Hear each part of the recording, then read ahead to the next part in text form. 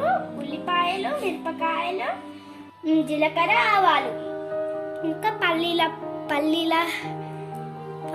పొడి, నువ్వులు, ఇంకా 2 స్పూన్ల నూనె.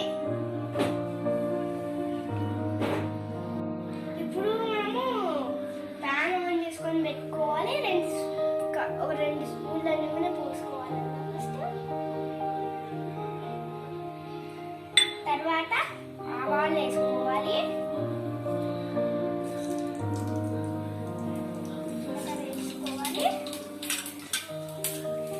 తర్వాత ఏం వేసుకోవాలంటే సిమ్లో పెట్టుకోవాలి మనము. మిరపకాయలు వేసుకోవాలి.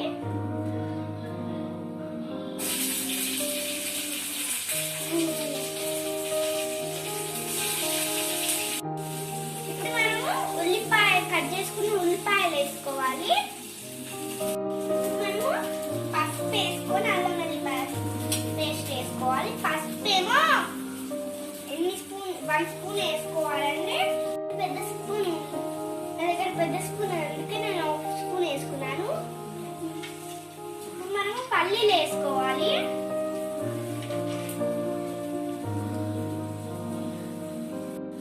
ఇప్పుడు నేను అల్లం వెల్లుల్లి పేస్ట్ వేసుకున్నాను. పల్లీలతో సహా కలుపుకోవాలి. నెక్స్ట్ బెండకాయలు వేసుకోవాలి.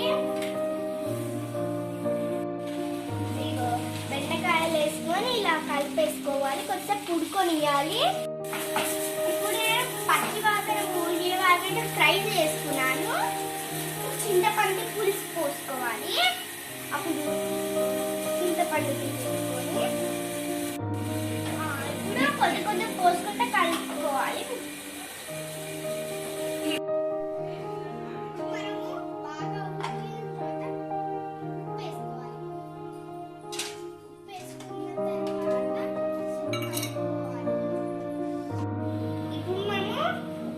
కలుపుకున్న తర్వాత కారం, నా దగ్గర పెద్ద స్పూన్ ఉంది, అందుకే నేను సగం వేసుకుంటున్నాను. ఇంత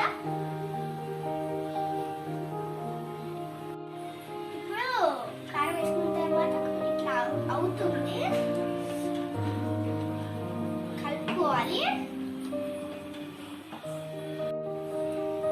ఇప్పుడు మనము లాస్ట్గా ధనియాల పొడి, కొబ్బరి పొడి, నువ్వుల పొడి వేసుకోవాలి.